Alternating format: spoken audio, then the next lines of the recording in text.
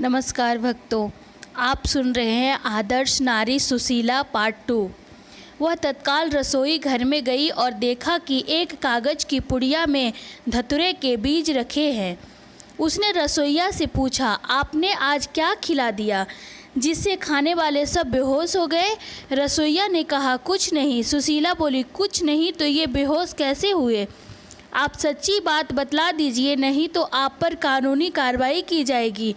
यह कहकर सुशीला ने उसको धतूरे के बीज दिखलाए और कहा, यह क्यों लाए गए हैं? रसोइया बोला, एक सज्जन आए थे, वे मुझको 20 रुपये तो दान स्वरूप भेंट कर गए और यह मसाला दे गए कि इसे दाल में डाल देने से दाल बढ़िया हो जाएगी और उसको खाकर सब प्रसन्न हो जाएंगे। मैंने मसालों को देखा नहीं, कुछ तो दाल में डाल दिया था और कुछ पुड़िया में रख दिया। सुशीला ने तुरंत सारी बातें अपने पति से कही और शीघ्र उपचार करने के लिए निवेदन किया। मोहनलाल ने पंडित जी से कहा। सब सुनकर पंडित जी को बड़ा खेद और आश्चर्य हुआ। उन्होंने चिकित्सा के लिए उसी क्षण अच्छे वैद्य को बुला भेजा और फिर रसोइया को बुलाकर उसे डांटा धमकाया।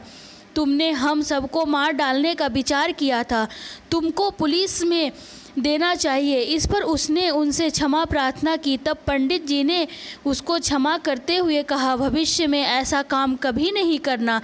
इतने में वैद्य आ पहुँचे और तत्काल अनुकूल चिकित्सा हो जाने से सभी लोग बच गए। सबने सुशीला की प्रशंसा की।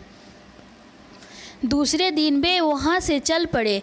गाड़ी ज्वालापुर पहुँची। बच्चे प्यासे थे, इसलिए सुशीला उन्हें लेकर पानी पिलाने नीचे उतरी।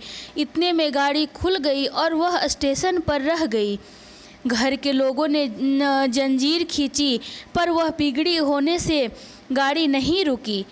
पंडित देवदत्त जी एवं अन्य सब लोग हरिद्वार पहुँचे। शहर में सब जगह रुकी हुई थी, इसलिए वे गंगा जी के किनारे तंबू डालकर उन्हीं में टिक गए, किंतु बालकों सहित सुशीला के छूट जाने से बड़ी चिंता में पड़ गए और उसकी खोज करने लगे। इधर सुशीला घबराई नहीं, वह बच्चों को गोद में लिए पैदल ही चलकर ज्वालापुर से हरिद्वार आ गई और एक मंदिर में जाकर ठहर गई। उसने विद्वान पुजारी से अपना सारा हाल संस्कृत में ही कह सुनाया।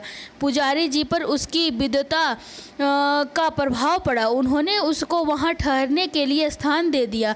तब उसने बहुत से कागज़ मंगवाकर उन पर अपने ज्वालापुर से यहाँ आकर मंदिर में ठहरने की बात लिखी और मंदिर का पता आदि लिख दिया। पुजारी जी की सहायता से परोपकारी स्वयंसेवकों द्वारा वे विज्ञापन शहर के प्रधान स्थानों पर चिपकावा दिए तथा पुलिस में सूचना पहुंचा दी गई। इससे यह समाचार तुरंत ही सब जगह फैल गया।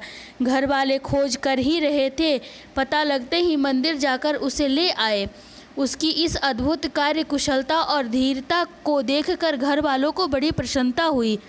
वहाँ मेले की भीड़ के कारण उन लोगों को शुद्ध दूध नहीं मिला और उन्हें वहाँ कुछ दिन ठहरना था, अतः 200 रुपये में एक गाय खरीदी गई और वे वहाँ सुखपूर्वक रहने लगे। वे रात में पारी पारी से जागकर पहरा दिया करते थे।